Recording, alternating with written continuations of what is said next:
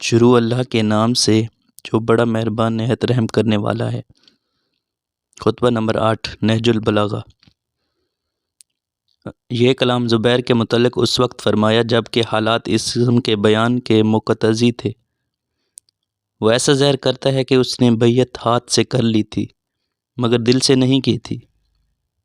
بہر صورت اس نے بیعت کا اقرار تو کر لیا لیکن اس کا یہ ادعا کہ اس کے دل میں کھوٹ تھا تو اسے چاہیے کہ اس دعویٰ کے لیے کوئی دلیل واضح پیش کرے، ورنہ جس بیعت سے منحرف ہوا اس میں واپس آئے۔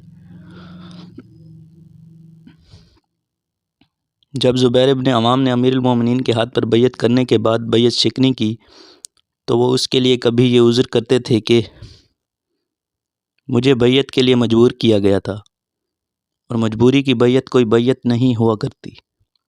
کبھی یہ فرماتے تھے کہ یہ تو صرف دکھاوے کی بیعت تھی، میرا دل اس سے ہم نوا نہ تھا، گویا کہ وہ خود ہی اپنی زبان سے اپنے ظاہر و باطن کے مختلف ہونے کا اعتراف کر لیا کرتے تھے۔